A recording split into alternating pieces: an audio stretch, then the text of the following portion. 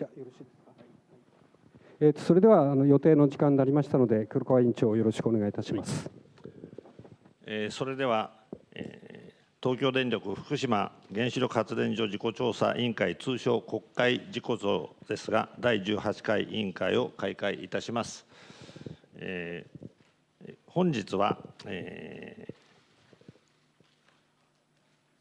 まず最初に参考人に対する質疑を開始するわけでありますが、本日は前東京電力株式会社取締役社長である清水正孝さんに来ていただきました。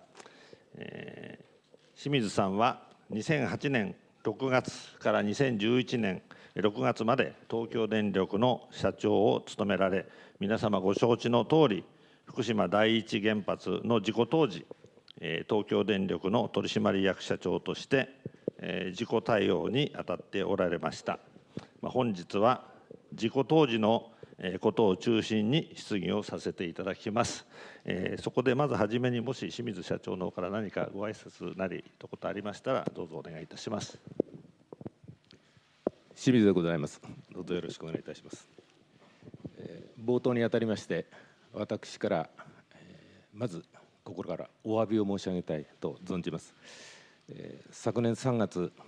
福島原子力におきまして、放射性物質を放出すると大変、重大な事故を起こしました。福島県民の皆様はもちろんですが、社会の皆様の多くの方々に、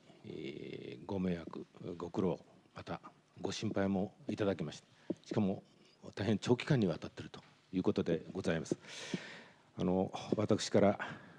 この場をお借りしまして、改めてお詫びを申し上げたいと存じます。申し訳ございません。本日はこのような場をいただきまして、これまでの事故前後の状況につきまして、今を振り返りまして、この委員会の真相解明、事実確認といいますか、これに誠心誠意お答え申し上げたいと思っておりますので、どうぞよろしくお願い申し上げます。ありがとうございます。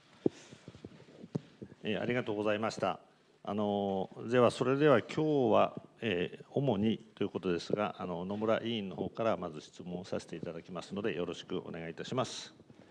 委員の野村でございます。どうぞよろしくお願い申し上げます。まず一番最初に、東京電力には社長のほかに会長がおられますが、社長と会長のご関係というのは、どのような権限の分担になっておられたのかを教えていただければと思います。はい、会長、社長の分担という話でございます。当然、同じ取締役ということでございますから、経営上の立ち位置はもちろん責任があるわけですが、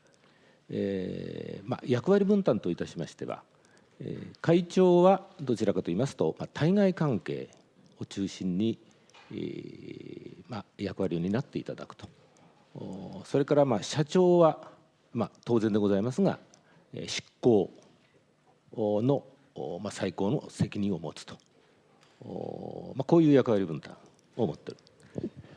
る。今回の事故が起こりました後、これは通常の業務執行とは違う状況に置かれたと思うんですが、そのような状況の中で会長と社長のこの事故に対する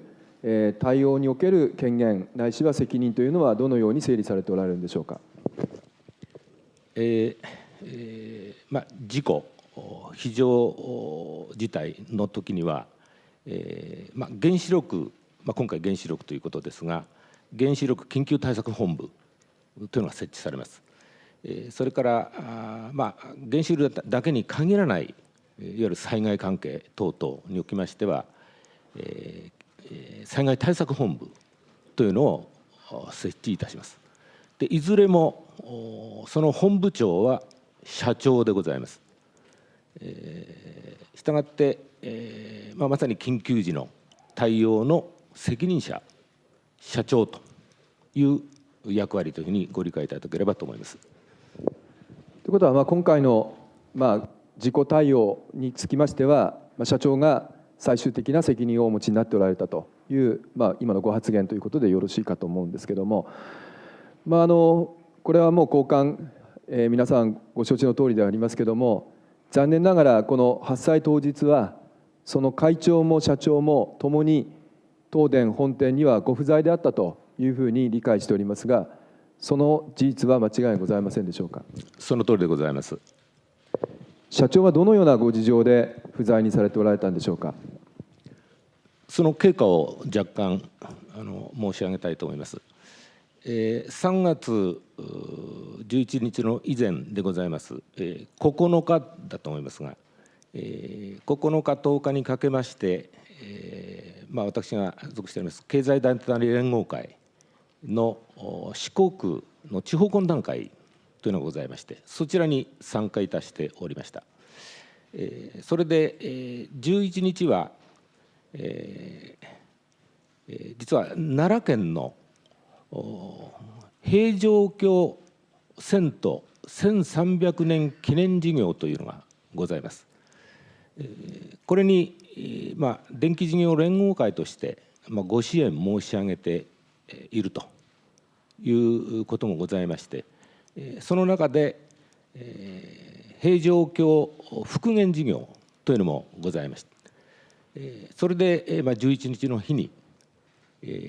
たまたま私が四国から東京に戻るということもございましたので、途中そこに立ち寄らせていただきまして、平城京復元事業に関わる奈良県の担当の理事さん、それから奈良県の申し訳ございません、ちょっと正確な名前はあれですが、研究所というのがあるわけですが、そちらの方とお会いしていろいろお話を伺い、その平城京の復元事業の現場を視察させていただくと、こういうスケジュールでございました。はい、その時は会長は中国におられたわけでありますけれども、このような原子力発電所という極めて重要な施設を運営される会社の経営のトップお二方が同時期に会社を離れられるというのは、一般的、私ども一般国民から見ますと、これはよほどの事情がなければそういうことは起こらないのではないかというふうにも感じられるわけでございますが、社長は今回その経団連のお仕事と奈良の遷都の記念事業に関する視察というのを行われる前に、会長が長期間中国に出張されるということはご存知だったんでしょうか。事前におきまして私自身は会長の海外出張というのは、予定として存じ上げておりました。ただ先生おっしゃるように、会長社長が同時に、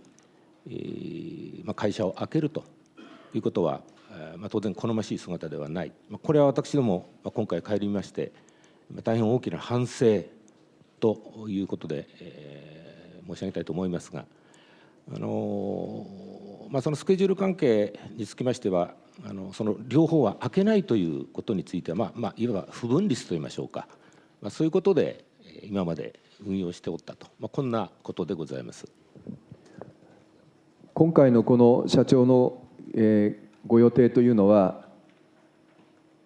どうしてもお二方が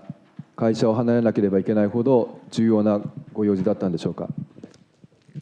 やはり事前にいろいろスケジュール調整等もございまして、やはり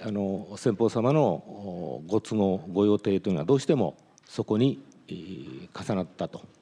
いうことだろうと思っております。今電磁連の会長としてのお仕事というふうにおっしゃられましたが、これは会社のお仕事とは別という理解でよろしいんでしょうか。はい、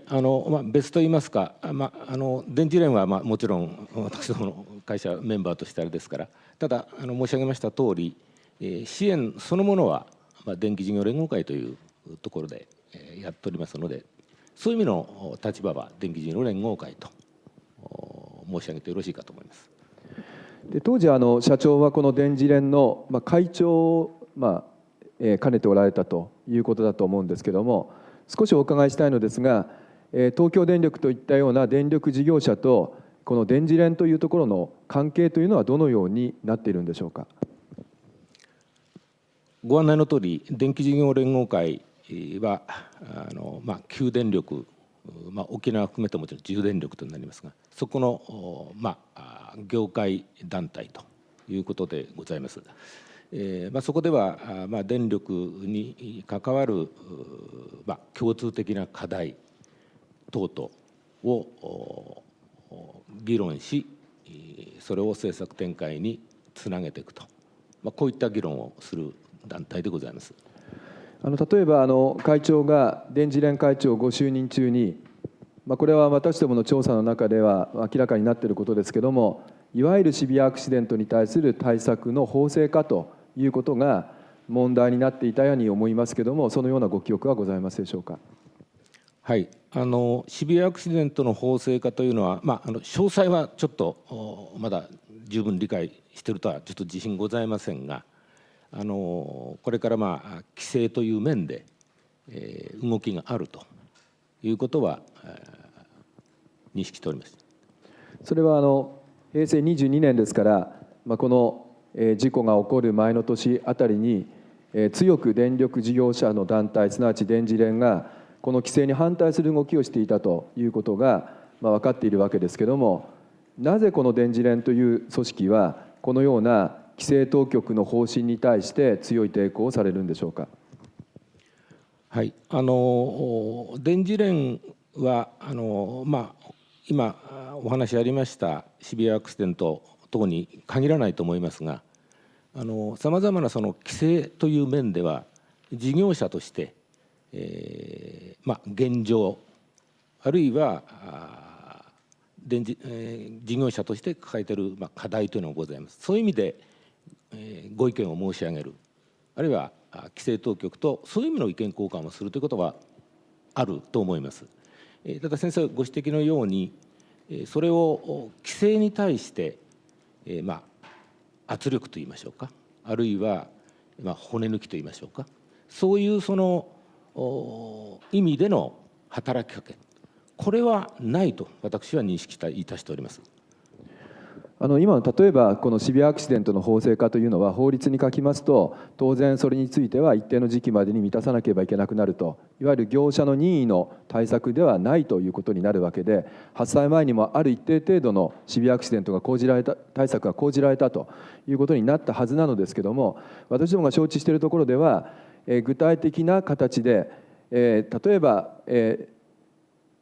保安院の方から提示された案に対して問題点を述べるというよりも、自分たちの方でいくつかの案を示して、この案が望ましいということで折衝されている形跡があるわけですが、それは今社長がおっしゃられたような意味での意見に対するヒアリングに対する回答というレベルのものにとどまっているというご理解なんでしょうか。そのように理解していたしております。では事故についてちょっとお尋ねをしたいと思いますけれども、私どもはこういったような事前の対策がもう少し講じられていれば、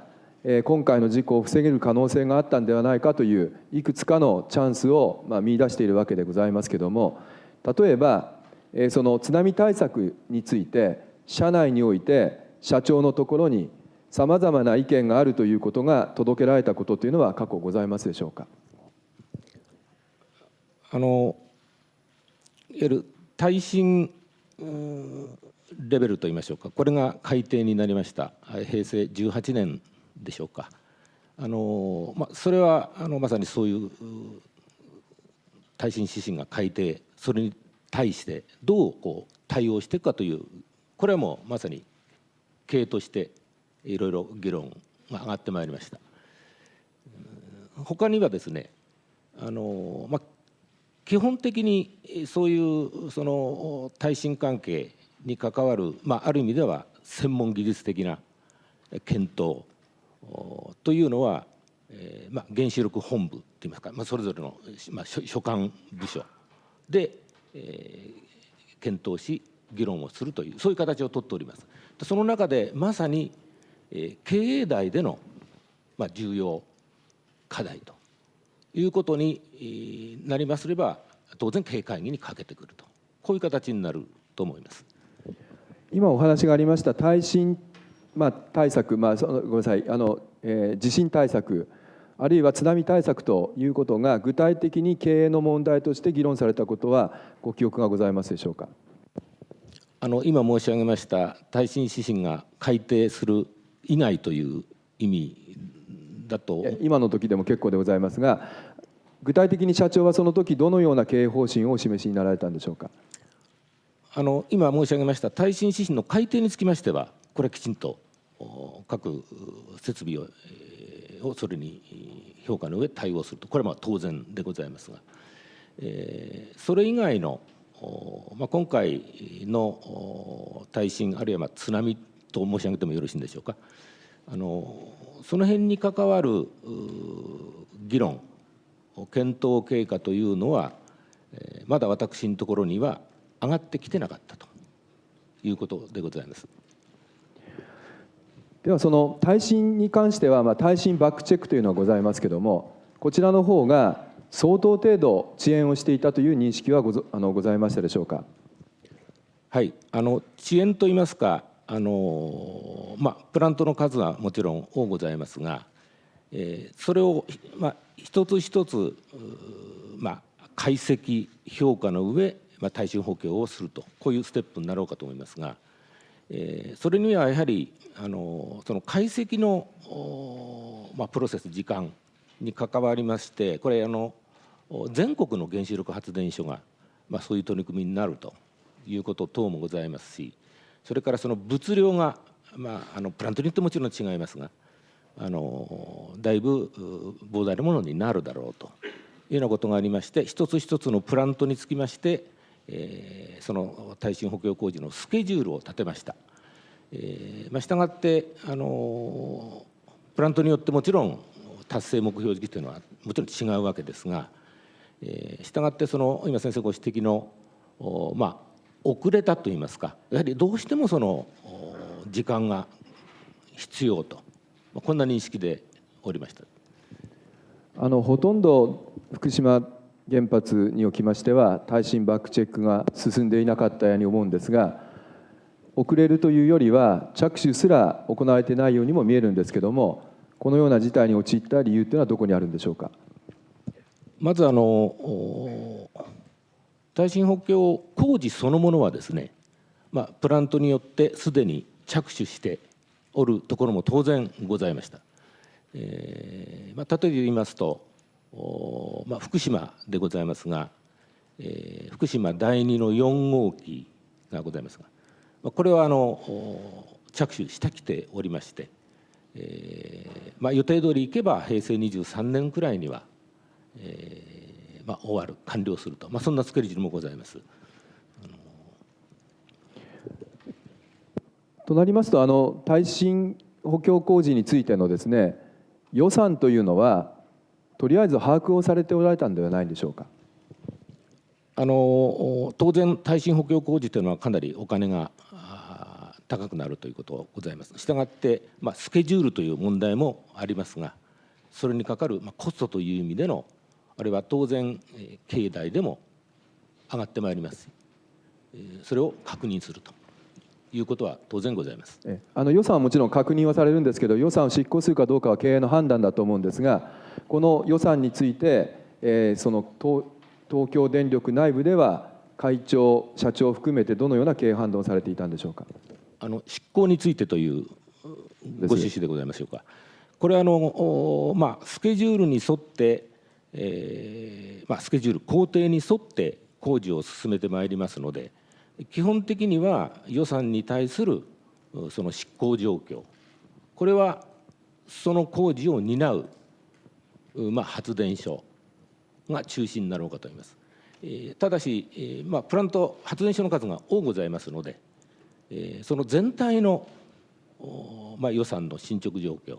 等々は当然本店の原子力の方で把握しフォローしていくと、こんな形になろうかと思います。社長自身は耐震バックチェックが遅れているという認識はお持ちだったんでしょうか。それは現場サイドでもう少し早くやるべきだというふうに指示をされていたという事実はあるんでしょうか。工程については私自身も交えまして、だいぶ議論はしてきております。で今申し上げましたように大変工事物量の問題、解析等の問題もございまして、それなりに時間がかかってしまうということはありましたが、できるだけ早くできないものかというそういう認識のもとでいろいろ議論をしてまいりました。具体的にどのような指示をなされましたか。急ぐために経営の方としてどのような形の指示を出されていたんでしょうか。やはり今申し上げた例えば解析等々はなるべくその効率的に手配できないかというようなことをお願いするとかですね、そのできるだけスピードを上げられるようなことはその議論の中で随分やった記憶がございます。今現時点において振り返ってみていただければと思うんですけども、この耐震バックチェックというのは必ずしもその地震対策のみならず自然災害ということで最終チェックまで至れば当然津波対策というものも含まれていますし、それに対する対応ということが計画立てられますと津波に対する対応策もきちっと講じていくということになっていくはずなんですが、今振り返ってみましてこの耐震バックチェックというのが命じられてから相当の時間、未着手になってしまったことが今回の事故の一つの原因であるというふうにはお考えになりますでしょうか。そこは評価はちょっと私は難しいなと思いますが、おっしゃりましたようにいわゆる地震随伴事象というんでしょうか、まず耐震性を向上をした上でさらなるその必要な対策を津波に関わる対策を打つ、こういう手順だったろうかと思います。その手順自体に誤りがあるというお考えはないでしょうか。いや当時のそのいわゆる耐震あるいは津波対策に関わるそういった対策の考え方工程としてもそれは私自身その、大きな疑念といいましょうか、それはあまり認識しておりませんでした。いつでもそうなんですけども、事故が起こりますと起こった事故に対する対策というのを考えるというこういう思考パターンに常になっているわけですが、今回は津波ですから津波対策をやればいいということでいつの間にか地震対策の方が後手に回るというような形になるんですけど、これは何か考え方としておかしいというふうにはお考えになりませんか。今申し上げました通り、当時の私どもの認識として、もちろん地震対策津波対策というのはもちろん同じ重要性というのは変わるものではないと思いますが、ただその手順といいましょうか、順番としてそう大きな疑念というのは認識しておりませんでしたということでございます。わかりました。では今度発災後について少しお話を伺いたいというふうに思いますけれども、会長も社長も不在であったというふうに先ほど確認させていただいたんですが、この時点においてはどなたが最終的な責任を負っておられたんでしょうか。先ほど申し上げました原子力緊急対策本部、それから非常災害対策本部、これはいずれも本部長の代行というのがあらかじめ決められております。原子力緊急対策本部につきましては、原子力本部長、これは武藤といいますが、これがいわゆる代行になります。それから非常災害対策本部は、これは流通本部長、私どもの流通設備本部長でございますが、これは藤本という、これ副社長でございます。これが代行者になります。で武藤さんはオフサイトセンターに行かれてましたのに、さらにその代行ということで小森さんが実際やっておられたということでよろしいですか。はい、その通りです。でその小森さんがまさに原子炉に関する、その原子力の緊急対策ということで、まさに最初には電源の確保、さらには弁当といったようなことに不信されておられたと思うんですが、社長がご不在でありましたけれども、小森さんの方から社長へは随時連絡が入っていたということでよろしいでしょうか。はい、私との連絡という面で申し上げますと、11日の確か、地震発生後15時くらいだと思います。ちょっと細かいあれはご容赦いただきますが、まず今申し上げました非常災害対策本部の代行をしております藤本副社長ということで一報が入りました。緊急非常災害対策本部を立ち上げたというのが第一報でございました。でその後ちょっとこれ正確な時間ちょっとあれですが、小森からもですね、その原子力災害対策本部、緊急対策本部というのができたという一報が私に参りました。その後、例えばベントなどについては移動中の社長のところに連絡などはなかったんでしょうか。はい、原子力福島の、今の状況という意味からしますと、小森、を中心に、私のところに連絡が入ってまいりました。それで今のご指摘のベントでございますが、まず明けて、午前1時過ぎだったと思いますが、やはりその非常にベントの実施について、実際に行動を起こすといいますか、そういうことが参りまして、でこれはベントでございますから、大変放射性物質ということもございますので、保安院の方に、まずお話行くということを私の方に伝達がございます。小森から伝達がございました。今まさにお話がありましたように、ベントの場合には、ドライであるかウェットであるかによって影響の度合いは違うにしろですね、やはり放射性物質が放出されるということですので、国民の健康に影響を及ぼす事象だと思います。でこのような事象について、仮に誤った判断が行われてしまった場合には、この時は責任を取るのは社長なんでしょうか、それとも小森さんなんでしょうか。ベントというのは実際にやるかどうかという判断は、基本的には発電所長の判断がまずあると思います。これは現場を一番よく知っているということからもですね、発電所長がいます。ただおっしゃいました通り、放射性物質ということでございますので、それについては、仮に何か問題があるというようなことは、これは経営の問題として当然私が責任を負うべきだろうと、こんな認識でございます。もちろんそういう意味で小森さんはベントについては、社長にお尋ねになっておられたと。社長はお戻りになったのは、翌日の9時ないしは10時ぐらいということでよろしかったでしょうか。はい、そうですね、9時から9時半ごろじゃなかったかと思いますが、はい。となりますと、まさに今はまだそのベントについて審議、東電内部で問題をいろいろと検討しているときにはご不在だったということだと思うんですけれども、この時に連絡がやはり経営サイドの方に取れなければ、ベントは実施は不可能だというふうになるんでしょうか。それはですね、今は申し上げましたのは私社長として、判断するということですが、基本的にその判断、是非の判断は申し上げました代行の原子力本部長、ここがやっぱり判断をするということになると思います。ただ技術的にその現場の方が判断するのは分かりますけれども、最終的にそれにゴーサインを経営として責任を負って出すのは社長ではないのですか。私が不在で、仮に連絡が取れないというのは、仮にそういう連絡が状況になりますれば、それはまさに代行という意味からしますと、やはり取締役副社長として経営の立場でございますので、そこが責任を持つと。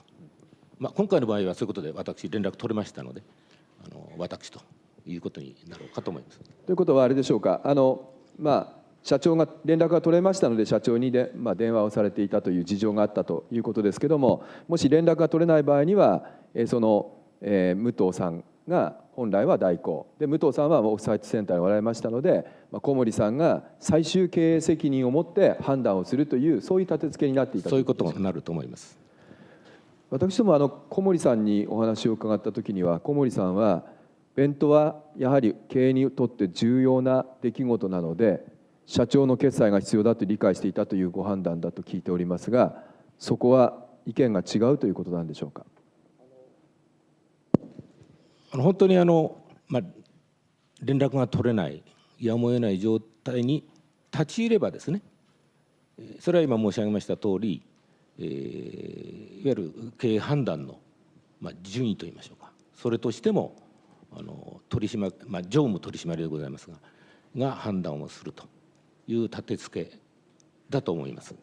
では実際に今回の弁当におきまして連絡は取れておられたわけですが、社長はいつの時点で弁当についての経営上のゴーサインを出されたんでしょうか。今申し上げました通り、12日の1時過ぎになります。顧問から連絡がありまして、それで弁当実施についての保安院にお話を申し上げ、その時点で弁当実施については私が承認確認をしていると、承認していると、こういうことでございます。ということは今回の弁当にもし万が一何らかの問題点があったということになれば、その社長ご自身の責任であるという理解でよろしいですか。ということになると思います。では海水注入はどのように整理されればよろしいんでしょうか。海水注入はやはり淡水と違いまして、非常にその海水を注入することについては設備にそのような大きな影響があるわけでございます。しかしながら、今回のこの事象にあたって、まさに炉を冷やすことがもう最優先という状況でございまして、そういう認識を持っておりました。従いまして仮に海水注入をためらったり、それによって廃炉を避けようという判断があるとしても、仮にですね、むしろ注水できないことによることの重大さの方がはるかに大きいということは、これはすぐに今の切迫した状況からしますと理解できますので、それは海水注入は何らためらうことなく判断を下した。これは現地の発電所長もかなり早い時期から、淡水が枯渇したら海水に切り替えると、こんな判断もいたしておったとは聞いております。この海水注入については社長へのご相談というのはあったんでしょうか。海水注入は私は本部にも帰着して後だと思います。12日の確か1号機が12時頃でしたでしょうか。お昼頃だった12時頃だったと思います。私もすでに対策本部に戻っておりましたので、その時点で今申し上げましたように海水注入についての判断といいますか、了解といいますか、これはさせていただいております。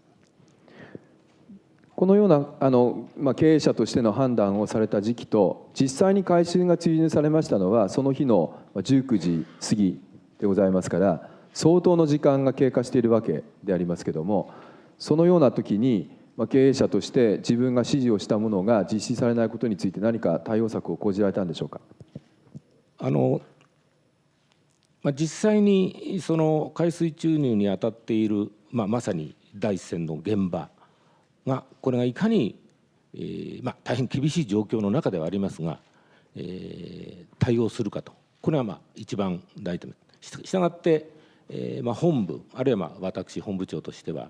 それを支援するというサポートしていこうという立場だと思います。そういう意味で、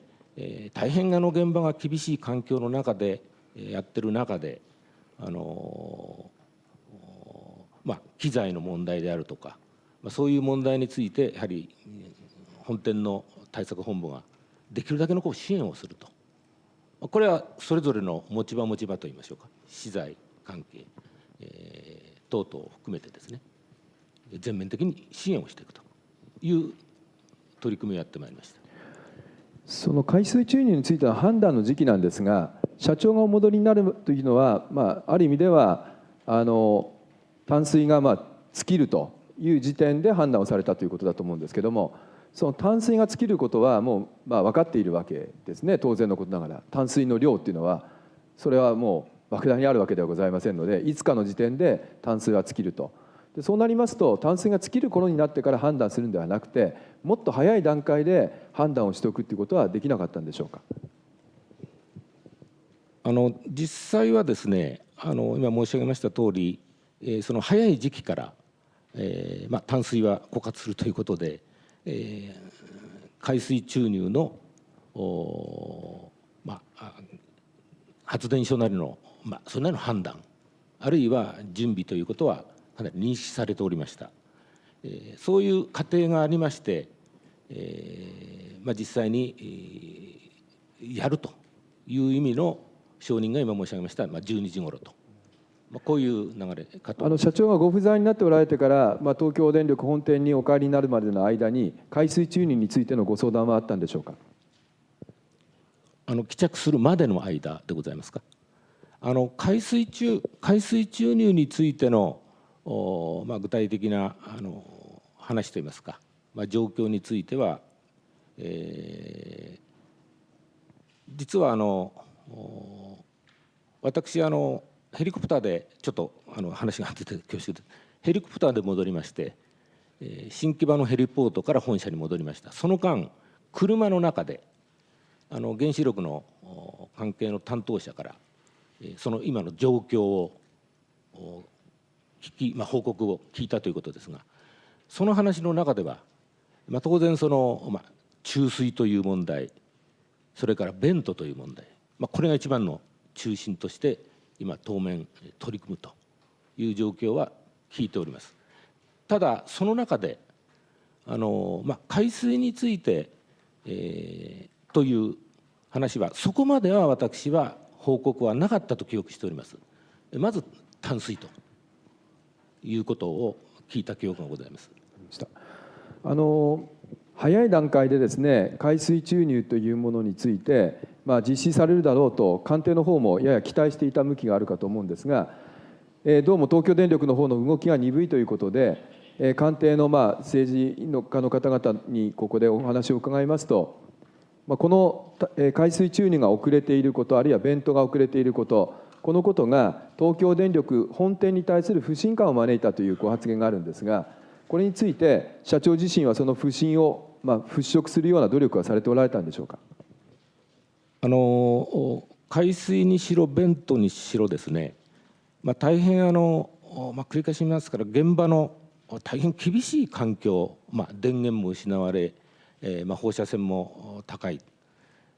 しかもその作業自体が、交代しなければいけないというのは大変厳しい状況の中で作業に当たってたということで、大変時間経過からしますと時間がかかってしまったというのはこれ実情でございました。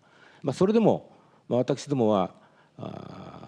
最大限それに向かって取り組んでたということでございますので、その中で今お話ありました、命令というんでしょうか、来るのは私どもが取り組んでたというその時の私どもの認識からするとややちょっとですね、違和感というとちょっと言葉が過ぎるかもしれませんが、ちょっと感じたという記憶はございます。社長が戻られてきた日のその前にですね、総理はもうすでにそのサイトの方にですね、現場の方に行かれているわけですね。でこのことを知ってですね、社長はどのようにお感じになられましたか。菅総理のサイトへの訪問という意味でございますか。私ちょっと不在の時期でございましたが、後からいろいろお話を聞く範囲であれしますと、やはり今申し上げましたそのベント等に現場はもう準備作業にも全力を挙げてきているというような状況でございます。そういう状況の中で、お見えになるということで、吉田所長、それから私どもの本部長の武藤も対応したと思いますが、やはりそこでやや時間を取られるというようなことは、実際に現場の指揮に当たっている立場からしましても、あまり芳しいことではないかなという印象は持たせてもらいました。それが生じてしまった原因というのはご自身にあるとはお考えになりませんでしたか。いや、そこまでは私は認識はしておりませんでした。官邸の方はですね、東京電力が意図的に弁当を遅らせてるんではないかと、あるいは意図的に対応について遅れがあるんではないかという疑念をですね、持っておられたということなわけですけれども、そのような疑念を払拭することこそが社長の役目だったんではないですか。疑念をお感じになったとして、それがどういう状況、あるいは状況認識でお持ちになったか、これはちょっと私も存じ上げませんが、むしろ私どもは、発電所の、所長以下ですね、その作業に全力に当たっている、本部の方も全力に当たっているというのがもう最優先でやっておりましたので、その不信といいましょうか、その認識というのはちょっと私どもはあまり感じる状況ではなかったと、これは正直な感じでございます。ではその時にあれでしょうか、社長自身は官邸の動き自身が不自然だと、まさになんでこんな時に、忙しい時にそんなものに乗り込んでくるんだろうかということはお感じになったけども、官邸がなぜそこに来ているのかと、それは結局現場を見なければ安心できないという状況が生じているということに対して危機感は感じられなかったということなんですね。官邸の方が危機感を持っているかどうかということですが、それは私が帰着してその対応している中ではそれはあまり感じなかったと言ってよろしいかと思います。確認はされたんでしょうか。お戻りになられて官邸の方にですね、不在にしていたけども自分はちゃんと戻ったということで、今後きちっと対応していくからというような、そういう連絡は入れられたんでしょうか。私自身が連絡をしたということは確かございません。これはいわゆる官庁連絡班という部署がありますが、そこからこれは通常保安院の方にいろんな動きを報告するわけですが、そのルートに乗ってるかどうかということで、これはちょっと申し訳ありません、後ほどもし差し支えなければ確認させていただきますが、そこは報告されたかどうかというのはちょっと私今この時点でちょっと確認は。今日後ほどですね、撤退問題をちょっとお話しさせていただき伺いたいと思ってるんですけど、その時は社長は自ら相当数の電話を官邸におかけになっておられますよね。14日の、特に午後夕方ということだと思いますが、はい、でその時の、後ほどそれは確認させていただきますが、それに比べますとこの最初の発災直後、官邸に対して東京電力側の方のいわば、社長ご自身の連絡の状況というのは、ほとんどなかったかに思うわけですけれども、それはどうしてそのような形になっておられたんでしょうか。それは特にこういう理由でというのはちょっと申し上げにくいと思いますが、やはり帰着して、大変厳しい現地設備の状況ということで、本部の中でその対応を最優先に私自身も対応してたと、こういうことだろうと思います。本来の原子力災害特別措置法、いわゆる減災法という法律では、これでいう場合には社長自身が緊密に官邸と連絡を取るという仕組みになっていたんでしょうか、それとも別な仕組みだったんでしょうか。減災法上、事業者と官邸との連絡の在り方、これ申し訳ありません、その減災法上の立て付け位置づけというのはちょっと私も不勉強であれですが、そこの時点、つまり実際に本部でやってる時点では、そこの認識はあまり感じておりませんでした。私どもが承知している限りでは、減災法は本来保安院というところがその事務局を務めております場所、あるいは保安院自身に対して事業者は連絡をするという体制ですので、それは従来通りといいますか、予定通り頻繁に東京電力の方から連絡が入っているということは承知しているわけでございますけれども、そのようなもので足りるというお考えだったということでよろしいでしょうか。基本的にはおっしゃる通りでございまして、事業者との連絡官庁というのはやはり保安院、これが基本の形ということで理解いたしておりました。かりました。では海水注入、せっかく先ほど出てまいりましたので、少しお話を続けさせていただきますが、海水注入につきましては、もうこれも何度も出ている事実ですので、確認というよりは、今のご感想を伺いたいんですけれども、この海水注入につきましては、19時数分後にですね、サイトの方は着手をしておりまして、海水注入、当然にもこれで実施をしたというふうに理解をしていたわけでありますが、官邸の方は異なる考え方があったために、それをおそらく竹黒さんがおもんばかってだと思いますが、その中断の指示を入れるという事情があったかというふうに思います。でこれに対して現場の方は、到底それをやめるわけにはいかないという考え方から継続をしたという整理になると思うんですが、この事情を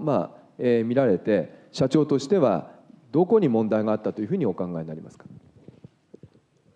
はい、まず経過としまして、官邸に詰めておりました竹黒が後ほど聞くところによりますと、菅総理から再臨会ということについて、ご下問があったように聞いております。そういったご懸念が竹黒の受け止め方としましては、なかなか払拭できないという状況と認識いたした次第で、したがってこれは国の原子力対策本部長総理でございますので、そこのご了解がないままに進めることはいかがという、こういう認識だったと思います。それが連絡が来たということでございます。でこれを実際にその判断というのはもちろん原子力本部の技術人でもちろんやるわけですが、その時の状況としまして、とにかく短時間で、ご了解いただいた上でやると、ここは一番これ長時間になりますと、そうはいかないというようなことを、短時間でとにかく了解を得ようというようなことで、私自身もそれは是認したと言いましょうか、そんなことでございました。ちょっと考えていただきたいんですけども、本店は例えば現場の所長さんとか、あるいはさらにサイトのヤードの方で機械を動かしておられる本当の最前線の方々の技術的な認識に基づく措置に対して、社長ご自身が例えばそこでその操作をやめろとか、こういう操作にしろとか、そういう指示は出されるお立場にあるんでしょうか。基本的には原子力設備そのものの理解、あるいは実際のオペレーションといいますか、操作等々については、これはかなり技術的な知見が当然必要なわけで、したがって原子力本部以下のそれぞれの役割に応じたスタッフ、これが協議の上実際のオペレーションをやると。さらに発電所も発電所長は現場を熟知していますし、その判断に基づいてやると、これは基本でございます。したがって私はその一つ一つのオペレーションについてはもちろん知見があるわけではございませんが、その専門家の知見に基づくオペレーション、あるいはそれの確認ということを私は情報を共有しておりますので、そこで私自身も確認すると、こういう形でございます。通常そうだと思います。現場の方々の作業をスムーズにいくようにサポートをしたり、相談があればそれに乗ったり、あるいは今起こっていることについての科学的知見を共有したりというのがお立場であって、そしてそれについての最終的な経営に関わる判断があれば経営判断をされると、それはもう当然のことだと思うんですが、ではなぜですね、官邸の方のいわば現場から相当遠いですね、その現場も見ているわけではない、しかも必ずしもその現場で毎日その労を管理してきたわけでもない人たちの判断を東電幹部はおもんばからなければいけないんですか。おもんばかったというのがいいかどうかちょっとこれは置いときますが、やはり今申し上げましたように、国の対策本部長である、さすがに総理からのそういうあれがご理解なかなかいただけないような状況と認識したという話でございましたので、しかもその短時間ということでございましたので、これはやむなしといいますかということでございました。今から考えてみますと、海水注入をするからといってですね、例えばその炉の危険度が急激に増すでありますとか、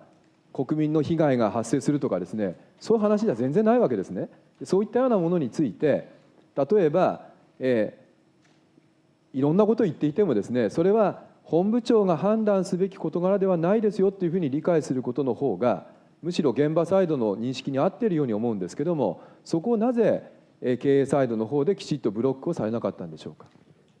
それはやはり、ちょっと繰り返しになりますが、やはり総理からのそういった総理のそういったご認識といいますか、これはやはりそれは短時間であればというのがどうしてもそこに判断が働いたと。では総理の判断が明らかに誤っていた場合はどうされるんでしょうか。これはまさにありましたように、発電所長の以下の現地を設備を熟知している判断がやはり優先されるべきで、それは当然議論になると思います。では竹黒フェローは東京電力きってのですね、原子力のご専門だというふうに理解しておりますが、その海水を注入するとまさに再臨界の可能性があるということを議論しているその状況の中にあって、それは従うべき可能性のある議論だというふうに認識したということでよろしいんでしょうか。可能性というよりもこれは竹黒の認識でございますが、ご理解をいただけないと、でこのまんま続けることについての、懸念という意味だろうと思います。一体何に懸念されていたんですか。原子力対策本部長が、総理であることは分かりますけれども、これは国民にとって今緊急事態なわけですね。それは現場で最も望ましい対策を講ずることを優先するのが正しい道だと思いますが、それに対して必ずしも現場にいるわけでもない方であり、しかもその炉について専門的知識があるわけでもない方が言っていることに対して、たとえ総理であったとしても従わないというのが一つの選択肢なんではないかと思いますが、どう思われますか。それは先生のおっしゃる通りだろうとは思います。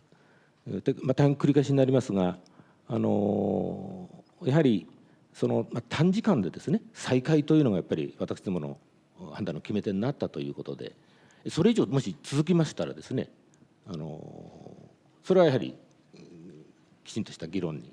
持ち込むべきだしと思ってます。わかりました。ちょっと時間の関係もありますので、時系列でというわけではないですけども、2号機の状況の中でですね、その2号機がまさに、状況がかなり厳しくなってきたその時に、斑目委員長の方から、その現場の、所長の宛てにですね、技術的な指導といいますか、技術的な、その、注文といいますか、そういったものがあったことは社長はご記憶になっておられますでしょうか。はい、記憶ございます。それは具体的にはどのようなものだったでしょうか。2号機は、14日の午後から、大変厳しい状況が続いていたということでありますが、とにかく圧力を下げる、ベントをしたい、それによって、注水をしたい、こういう局面でございました。それで、ベントとそれから圧力容器の逃し安全弁、SR 弁というんでしょうか、これをやはり対応としては当然同時に対応措置として考えているわけでございます。ただこれは私、技術的な意味という意味ではなくてそのテレビ会議で共有しているという意味で申し上げているわけですが、それが弁当を優先にやろうというのが確かサイトの方の判断だったと思います。でただ現場の方ではなかなかそれがうまく進まない、時間がかかりそうということでございました。でそういう状況の中で、逃し安全弁という斑目先生、まさにご専門の立場からの、サジェッションだということでもちろん弁当と SR ベントラマ同時に取り組んでいるということはもちろんあるわけですが、やはり現場が何と言いますか、逡巡と言いましょうか、いうようなことにならないように、これは先生の専門的な見地のご示唆だということで、私はその斑目先生の方針もやってほしいということを発売いたしました。そうですね、まさに現場の方は全く違う手順を考えていたわけですけども、斑目委員長の方が強く異なるやり方を主張されている、その状況の中で、私ども会議の状況を見させていただきますと、社長がここは一つ斑目委員長の方の指示に従えということをサイトに対して指示を出されましたが、これは結果的にどうなりましたでしょうか。2号機のベントというのは大変苦労してやってきてわけですが、結果的にはなかなかうまくいかなかったっていうのがあれだと思います。から SR の方は、開くことができたというような経過だと思います。ただ段取りとしてこの斑目委員長の言った通りにやったらかえって変なことになりましたですよね。それはなんて言いますか、技術的に何かどうかということはもちろん私自身もあれですけど、やはりサイト発電所の方もですね、それはもちろん技術的な知見において同時並行にやり、しかも SR 弁が先に開いたということについて、それは十分な技術的な意味での知見理解はしてたと思っております。ただ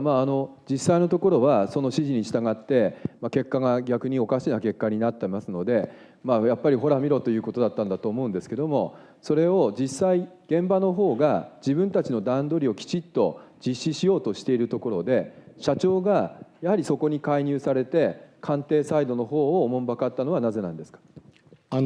今おっしゃいました、介入とかですね、おもんばかりという意識は全くございませんで、むしろ大変サイトの方がサイトに時間がかかりそうだと、かといって逃し安全弁の方も大事な作業だという状況が分かっておりましたので、それでサポートしたいと、サポートするという意味で、私が申し上げているということでございます。では結果的にはご自身の部下であります、その原子力発電所のサイトにいる従業員の人たちの意向よりも、官邸にいる専門家と称するその方の意見の方を良しとされたという、そういうことで指示を出されたということなわけですね。これ比較考慮でこちらがいいという感じとはちょっと違うと思います。やはり SR 弁というのもサイトの方も当然認識しながらやってたわけで、それで後押しといいましょうか、サポートすると、こんな意識でございました。わかりました。ではちょっとそこの部分も含めまして、まさに誰がサイトの技術的なことについて決定するのかということは大きな問題であるということを少し認識させていただいたということで、別なことにお話を移らせていただきたいというふうに思うんですが、現時点でいわゆる撤退問題ということについてさまざまな議論がございます。そこでちょっと事実の確認をいくつかさせていただきたいというふうに思っているんですが、今まさに2号機が非常に厳しい状況になったということがありまして、その対策として今の技術的なやり取りがあったと、これは相当緊張している中でのやり取りということだったと思うんですけども、このような状況の中で果たして東京電力はその交換言われている、世の中で言われておりますいわゆる全員撤退と言われている、要するにサイトを放棄してそこから全ての技術者も含めて全員がいなくなるということを決めたことがあるのかどうかということについて少しお話を伺いたいというふうに思います。ちょっと私どもの方で用意しました、ごめんなさい、ごめん、これ一つ前か、これでいいですかね。ちょっとスライドを用いながら伺いたいと思うんですが、どうぞお手元にもあります。まず今14日の話になっております。でこれがもっと前の段階から厳しい2号機の状況がつながってくるわけでございますけども、ちょっと待ってね、これ違うね。これ違いますね。違う、1枚足りない。1枚足りないんだけど。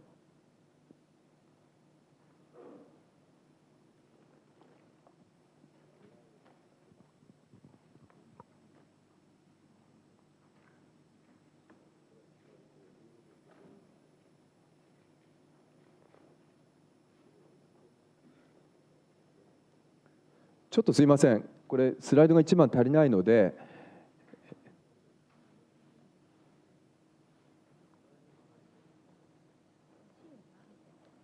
どうする？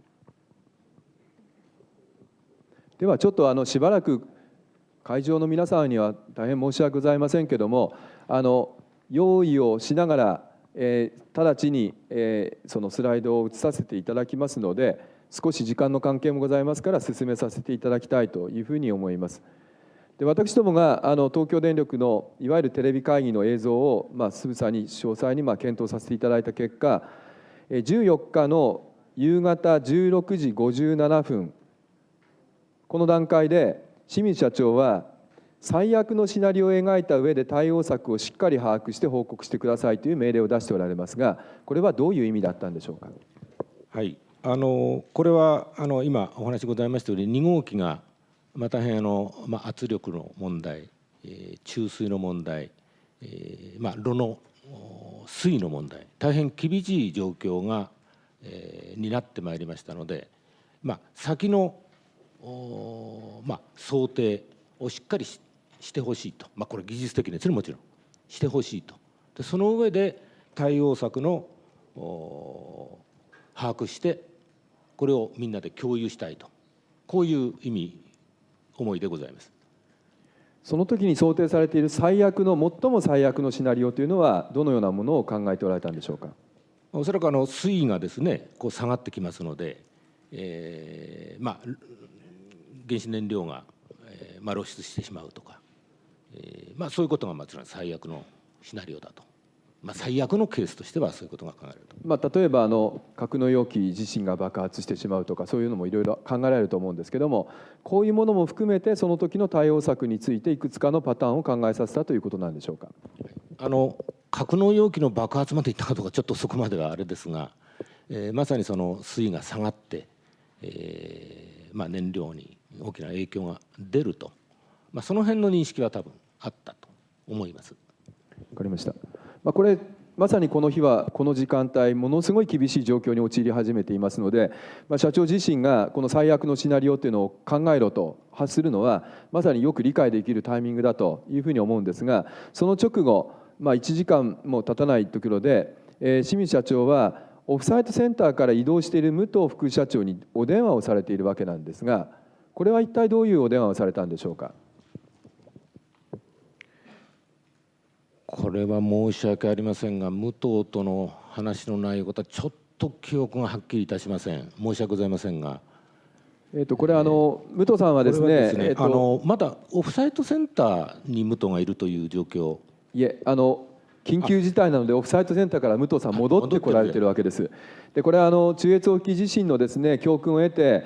本来ならば現場に近い方に技術的な専門家がいるべきだということでオフサイトセンター直ちに武藤さん向かわれましたけれども、その武藤副社長はもうそのオフサイトセンターが機能しておりませんで、他方でこの2号機がものすごく厳しい状況になりましたので本店に、戻ってきておられるという途中です。でその、中継地点のところでようやく連絡が取れるということで、その時清水社長は必死にですねこの、電話の取れる状況の場所をですね、その抑えられてお電話をされているわけなんですが、これは何か武藤副社長と相談をされていたんでしょうか。これちょっと申し訳ありません。相談事なのか状況の確認なのかちょっとここは分かりません。ただこの状況で武藤とですね何かその状況確認というのはちょっとなかろうかなと、ちょっと記憶が大変分かりました。申し訳ありません。当時のこといろいろご記憶はもう、なくなっている部分もあるかというふうには思いますが、でこういうような状況の中で18時47分でありますけれども、実はこれ総理が吉田所長とお話をされている時間があるわけですね。でこれは私どもが承知している限りにおいては、所長の方から細野さんの方に自ら連絡を取られて、これは少し前です、16時の早い段階だと思いますが、2号機が相当危険な状態であるということを伝えておられるわけですが、そのことを踏まえて、次に18時47分の段階で改めて官邸とそのサイトの方が連絡を取っておられると、その時には総理ご自身が電話をお代わりになられて確認をされているということですが、吉田所長はまだやれるというお話でしたと。これはここに元総理が来られた時にご自身でご発言をされていることです。でこのことはまさにどうでしょうか、本来本店の方にお問い合わせがあるべきところを、その発電所と官邸との間で直にその状況把握が行われていたということを意味しているわけなんですが、この点について社長自身はどのようにお感じになられますでしょうか。やはり官邸との連絡という意味も含めて言えば、やっぱり本店の緊急対策室等にお問い合わせいただくというのが自然の姿かなと私も思います。しかしながら今のサイトの本当の厳しい状況がいろいろ情報がかなり複雑しているというようなこともあったと思うんですが、そこで情報伝達という意味ではっきりできたどうかというのはその時点ではちょっと難しい面もあったかもしれません。はい、そういうご意向だったのかなと、これはちょっと推測が含まれておりますが。わかりました。でこういう中でですね、19時28分には小森副社長、こちらが今度はオフサイトセンターの方に武藤さんと入れ替わりでオフサイトセンターに行かれたわけですが、小森さんは退避基準の検討を進めてくださいということを発話されておられます。この退避基準というのはどういうことを意味しているんでしょうか。今のその時の発電所の状況が大変厳しいというのは再々出てまいりますが、来ておりますが、やはり周辺の放射線量も少し上がり始めているというようなことから、まさにその退避の、ルールというんでしょうか、手順というんでしょうか、これはやっぱりしっかり決めた上でやっていこうと、こういう意思でございます。これは場合によっては、例えばその最悪のシナリオと先ほど社長がおっしゃられた最も最悪な状況になった場合には、例えば全員がそこから退避するというような基準になり得ることもあり得るということなんでしょうか。それはちょっと違うと思います。全員撤退というのは、そもそも基本的に私どもは全く念頭にございませんで、先ほどのいろいろ状況に対応している、つまり注水にしろベントにしろ発電所の人間はまさにそれに立ち向かっていってるわけで、さらにその先もやらなければならないと、こういう状況下でございますので、そこから撤退とか撤収とかってことは全くそういうことは念頭にないわけでございます。したがって今の話のこの退避という意味は全員がですねそこにいる必要はないと、こういう認識のもとで手順をということでございます。はい、今社長おっしゃられたように退避の基準の検討というのが進んでます。それから、武藤副社長の方からは原さんという部下の方に退避手順というものの、検討の指示が出ているということは、これは国会事項庁でのヒアリングの中でも理解させていただいているところなんですが、まさに例えば炉の状況がこのような状況になったら、例えば何人程度の人たちを残して、その他の人たちは例えばバス何台でどのような形でどこに移動するんだと、こういうことを決めるということでよろしいんでしょうか。その通りです。ではですね、この19時55分なんですが、この東電のテレビ会議の映像を見させていただきますと、高橋フェローがここはもう社長とご一緒におられた部屋の中で社長のお隣にいたんじゃないかと思うんですけども、高橋フェローが武藤さん、これ全員のサイトからの退避っていうのは何時頃になるんですかねっていう発言をしてるんですが、これは大きな勘違いということなんでしょうか。そういうことになろうかと思います。つまり全員いる必要はないんではないかという、そこから始まっておりますが、それを私、それから本部長の武藤、さらに言えば会長、勝俣会長、それから吉田所長、ここで共通認識を持っているというのが私の姿でございます。従いまして高橋は緊急対策の部におりましたが、そういう意味の勘違いと言ったらいいんでしょうか、そういうことだろうと思います。それで、この場面でですね、この高橋が、ここに言ってるような会話について、私はですね、その全員ということを言ったもんですから、全然認識が違うということで、ちょっと何と言いますか、牽制と言いますか、これも多分してるんだろうと思います。確かに映像では社長が驚いたような顔をして、高橋フェローの方を見ておられる映像だと思いますので、それは確かに社長のおっしゃる通りかもしれませんけども、そうは言いながらも20時16分には今ね 1F からですねいる人たちみんな 2F のビジターホールに避難するんですよねっていうふうにもまだ言ってるわけなんですが、これもまたやっぱり勘違いなんでしょうか。だと思います。ということは実際のところ今お話がありましたように、この時点ではかなりシビアな状況でありましたので、最終的な退避に関する検討というのは進めてもらうように指示を出しているという段階で、まだ具体的に誰が残ってどのような手はずで人がここから退避するのかということは決まってない段階ということでよろしいでしょうか。その通りでございます。したがって後ほど出てくるかもしれませんが、今大変厳しい状況がこのまま続くとすれば、やはり全員ではなくて、一部の、必要作業、緊急作業に必要な人間を残してやるということはいずれ検討する必要があると、こういう認識の時点でございます。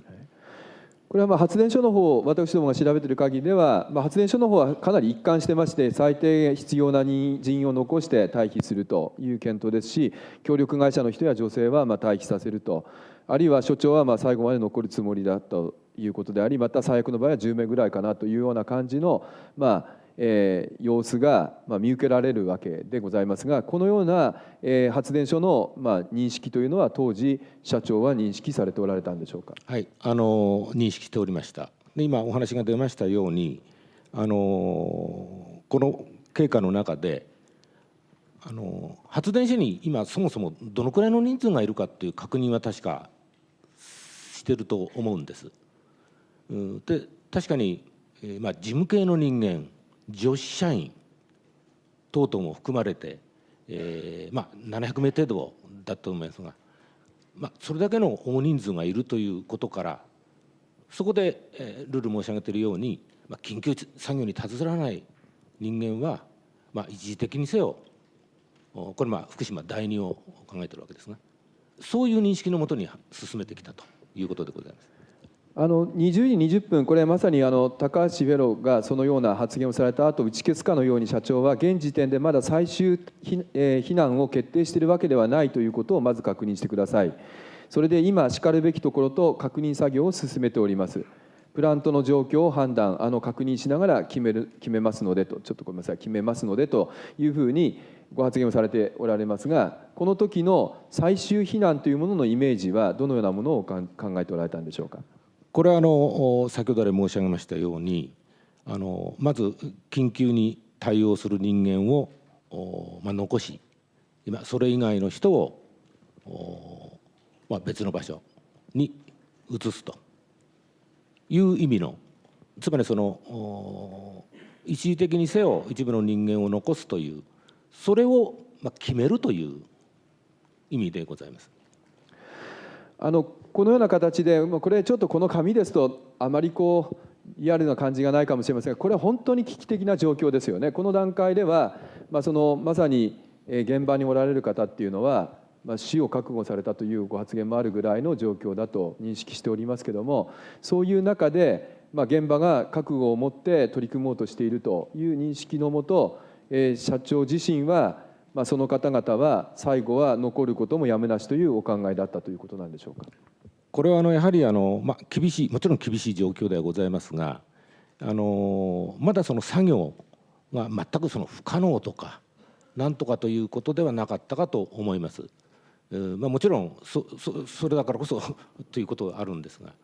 そういう状況だったという認識しています。で命じられておりまして作業しております退避基準退避手順というものはいくつかの案はこの段階では上がってきていたんでしょうか。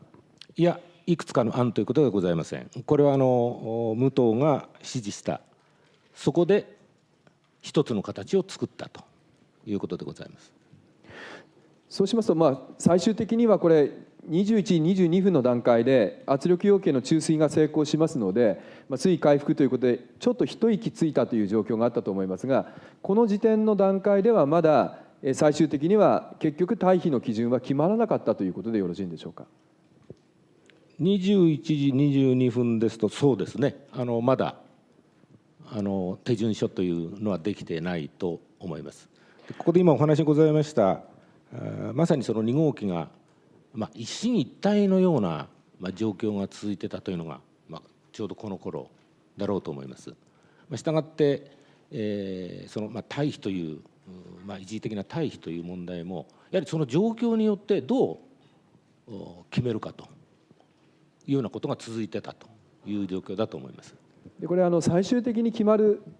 時期なんですが、これ実は21時22分には一旦なんとなく収束したかのように見えましたけれども、それはとんでもない話で、その後また厳しい状況に陥っていくわけですね、2号機は。でこれで格納容器弁当ができずに状態が悪化していて、その日が変わって大変な事態になっているということだと思うんですが、この状況の中で最終的なペーパーとして私どもが入手しておりますが、3時13分の時点で緊急対策メンバー以外の退避の行動手順が確定したという文書を拝見しておりますが、この前の段階でこれは決まっていたものなんでしょうか、それともこの時点で決まったものなんでしょうか。退避の手順書でございますか。はい、手順書はこれも後から記録を私ども確認させていただいてますが、この時に、ペーパーとして作ってるということで、社長ご自身の認識としてこの退避についての基準、紙自体はここで最終的に確定しているものですが、退避の基準というものが、ある程度、文書化される前の段階でもご相談レベルでいろいろ決められていたんだと思うんですが、社長ご自身が最終的にこの緊急対策メンバー以外の退避の行動手順というものを認識し、それでいこうというふうにご判断されたのは大体いつ頃なんでしょうか。その退避基準のそのペーパーそのものは、私はこの時間経過の中では見ておりません。むしろ手順ですから、例えばバスの手配、あるいはそこには緊急時対策以外のメンバーと確か書いてありますが、どういうアナウンスをするかとか、まさに手順でございますので、それは私自身はそれは見ておりません。では社長自身は一体どのぐらいの人数の人が最終的に退避することになるのかっていうことは最後まで認識はなかったということになるんでしょうか。具体的な残る人数、あるいは役割、これはやはり発電所長が決めるべきだという認識でございますので、実際翌朝、じゃあいよいよ退避かということになった時には、発電所長が各班ですね、対応でコアメンバーをどうするかということに入っております。これはむしろ発電所長が実際の何人、どういう役割の人を残すかを決めるという形でございます。ということは、社長は最後の最後まで何人が残るかはご存じないまま、この実際の退避が行われたということでよろしいんでしょうか。最終的には70名ほどの方が残ったということになっているわけですけれども、全くそれは現場任せであって、連絡もなかったということなんでしょうか。はい、連絡があったかどうか、ちょっと私テレビ会議通じてですが、あったかどうかちょっと記憶が定かではありません。ただ個別にですね、私のところに70名なら70名という、そういう報告は私自身にはございませんでした。おそらくですね、テレビ会議に移らないようなところで吉田所長と連絡をされていると思うんですが、私が承知している限りでは、午前2時ごろにですね、武藤副社長と、それから吉田所長が電話をされていて、それを社長に手渡されたのではないかと思うんですが、そういうご記憶はございますか。そこのですね、吉田所長とですね、電話して、あるいはその内容が何かというのは、これ、大変申し訳ないんですが、あまり実は記憶にございませんで、むしろその武藤の方がですね、本部長と所長との間という意味でやり取りがあった、そんなのやり取りがあったということだと思いますが、私自身はちょっと大変申し訳ありませんが、ちょっと記憶がそこのところははっきりいたしません。はい、わかりました。では結果的にはどうもこう見てる限りにおいては、本当にいわゆる世に言うところの全員が裁量を放棄して移動するっていうことが決まった形跡はなさそうな感じはするわけですけども、ではですね、社長自身は相当早い段階から、要するに14日なんですけども、18時36分なんですが、これ以降ですね、ものすごい頻度でその方々に電話をかけておられますですよね。で、相当の方々とこの問題についてご相談をされている形跡があるわけなんですが、あるいは実際に電話がつながったのは数回かもしれませんけども、相当程度ダイヤルをお回しになられている様子があるわけですけども、このような時には一体どういう基準でものが進んでいくのかということは認識しないまま相談されていたということになるんでしょうか。これを今お話ございました何かの基準、手順によって連絡するという意識ではございません、認識ではございません。その時の状況はまず今その一時的な退避というようなことがずっと話が進んできておりますが、現場では自衛隊等々が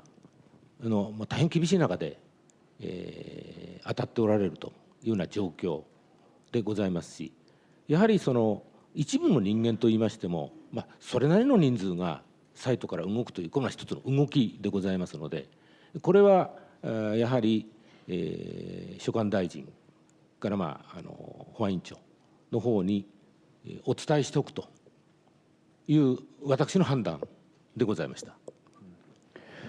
保安委員長はよくわかるんです。減災法的にいきますと、当然その保安委員長に連絡をするということが、そういう仕組みになると思うんですね。ですから一番最初に寺坂委員長に電話しておられるわけですけども、これつながなかったようでございますけども、その後すぐに経産大臣補佐官の方に連絡をされて、でこのタイミングでおそらく海江田大臣と一旦お話をされたんではないかと思うんですが、このお話の様子は、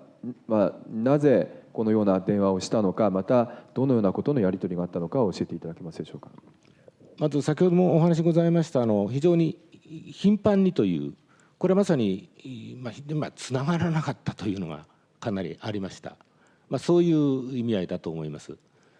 それで今のお話の経産大臣とのお話ということになりますが、非常に今その福島第一の状況が大変切迫して厳しい状況になっている。したがってこの状況がこのまま続くと大変ますます厳しいことも想定されるので、このいずれ退避というのをですね、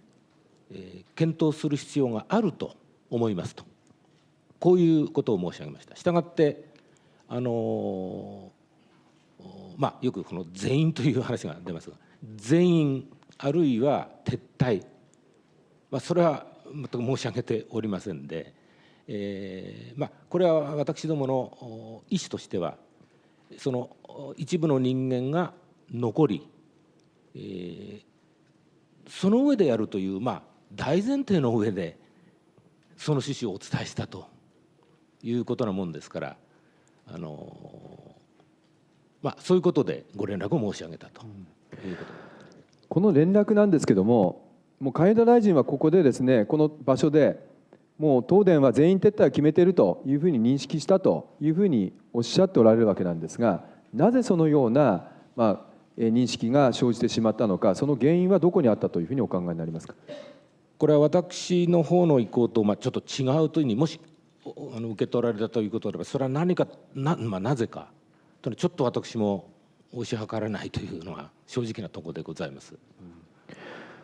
この直後に寺坂委員長の方に電話をされてますが、寺坂委員長のご感想としては、清水社長が何を伝えたかったのかは十分分からなかったというご発言があります。これやはり伝え方がちょっと問題だったということではないんでしょうか。それは今申し上げましたように